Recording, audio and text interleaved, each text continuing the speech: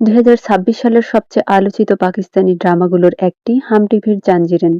খ্যাতিমান লেখক ফারহাদ ইশতিয়াকের গল্পে এবং নির্মাতা শাহজাদ কাশ্মীরের পরিচালনায় নির্মিত এই ড্রামায় প্রধান চরিত্রে অভিনয় করেছে সাজাল আলী, আমির গিলানি, দানিয়াল জাফর ও সাহার হাশমি।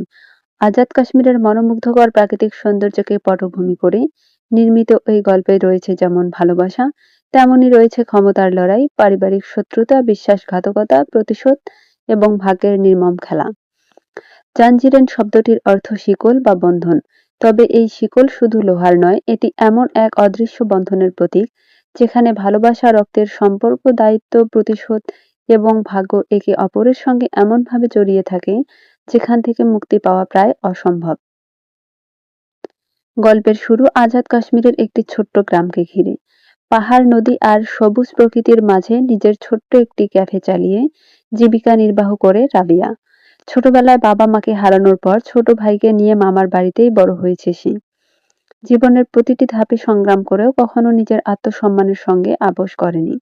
কিন্তু তার শান্ত জীবন ভেঙে যায় যখন এলাকার প্রভাবশালী ও ভয়ঙ্কর ব্যক্তি তোরসাম খানের নজর পড়ে তার উপর। ক্ষমতার দাপটে তোরসাম ভাবত এই এলাকায় তার ইচ্ছার বিরুদ্ধে কিছুই ঘটতে পারে না। সে বারবার রাবিয়াকে অপমান ও ভয় দেখিয়ে নিজের সামনে মাথা নত করাতে চাইলেও প্রতিবারই সাহসের সঙ্গে তার সামনে দাঁড়িয়ে যায় রাবিয়া। আর সেখান থেকেই শুরু হয় রক্তাক্ত সংঘর্ষের নতুন অধ্যায়। এই সময় বন্ধুদের সাথে বেড়াতে এসে রাবিয়ার সাথে পরিচয় হয় মুদাচ্ছিরের। প্রথম দেখাতেই রাবিয়ার সাহস ও ব্যক্তিত্বে মুগ্ধ হয়ে যায় সে। ধীরে ধীরে তাদের সম্পর্ক ভালোবাসায় রূপ নেয় এবং নানা বাধা পেরিয়ে তারা বিয়ে করে। কিন্তু সুখ বেশিদিন স্থায়ী হয় না। তোরসাম খানের ষড়যন্ত্রের শিকার হয়ে নির্মমভাবে প্রাণ হারায় মুদাচ্ছির। মৃত্যুর আগে সে তার সবচেয়ে কাছের বন্ধু সারবুলান্তকে একটি প্রতিশ্রুতি দিয়ে যায়, যে করেই হোক রাবিয়ার পাশে থাকবে, খেয়াল রাখবে। বন্ধুর শেষ ইচ্ছাকে নিজের দায়িত্ব হিসেবে গ্রহণ করে সারবুলান্ত। এরপর থেকেই রাবিয়া আশ্রয় নেয় তার বাড়িতে।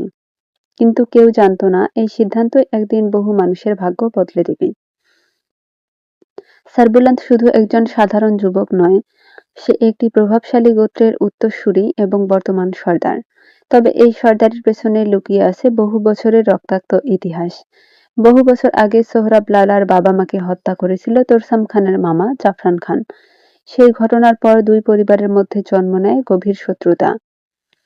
প্রতিশোধ আর ক্ষমতার এই খেলায় একসময় জড়িয়ে পড়ে তখনকার সর্দার আর সারবুলান্দের বাবা। পরিস্থিতির এক পর্যায়ে তিনি বিয়ে করেন তোরসাম খানের মাকে। সেই সূত্রে তোরসাম খান ও সারবুলান্ত সৎ ভাইয়ের সম্পর্কে আবদ্ধ হয়। কিন্তু এই সম্পর্ক কখনোই স্বাভাবিক হয়ে ওঠেনি। অল্প সময়ের মধ্যেই সারবুলান্দের বাবাকেও হত্যা করা হয়।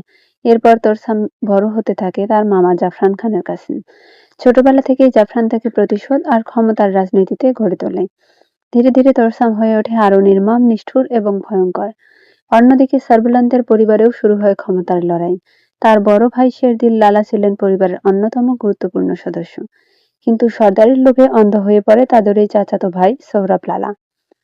সে বুঝে গিয়েছিল শেরদিল লালা ও তার স্ত্রী বেঁচে থাকলে কোনোদিনও ক্ষমতার কাছাকাছি যেতে পারবে না।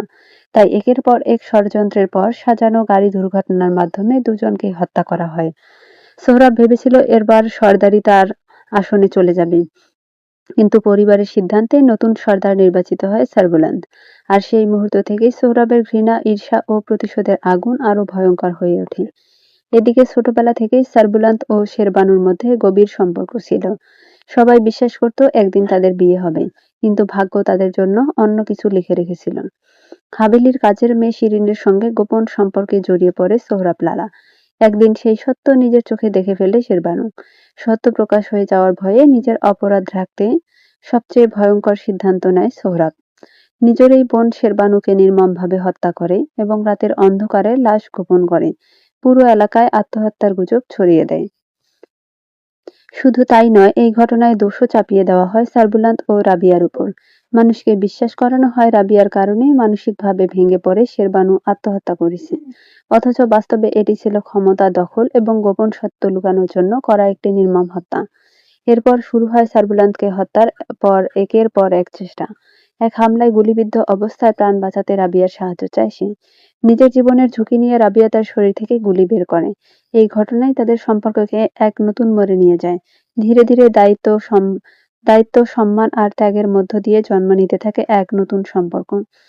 সাম্প্রতিক পর্বগুলোতে দেখা যায় সোহরাব লালা ও শিরিন আবারও জাফরান খান এবং তোরসাম খানের লোকদের সাথে হাত মিলিয়ে সার্বুলান্তকে হত্যার পরিকল্পনা করে। শুরু হয় রক্তক্ষয়ী সংঘর্ষ। গুলির শব্দে কেটে ওঠে পুরো এলাকা। আবারও গুলিবিদ্ধ হয় সার্বুলান্ত, আর প্রতিবারের মতো এবারও তার পাশে দাঁড়ায় রাবিয়া। এখন সবচেয়ে বড় প্রশ্ন, সোহরাবের সব অপরাধ কি একদিন প্রকাশ পাবে? শিরিন কি তার বিশ্বাসঘাতকতার শাস্তি পাবে? তোরসাম খানের অত্যাচারের শেষ কোথায়? আর সার্বুলান্ত ও রাবিয়া কি সব বাধা পেরিয়ে ন্যায় বিচারের জয় নিশ্চিত করতে পারবে? এই প্রশ্নগুলোর উত্তর জানার অপেক্ষায় অধীর আগ্রহে রয়েছেন দর্শকরা। আর এই কারণে জানছিলেন খুব অল্প সময়ের মধ্যে 2026 সালের অন্যতম আলোচিত ও জনপ্রিয় পাকিস্তানি ড্রামায় পরিণত হয়েছে।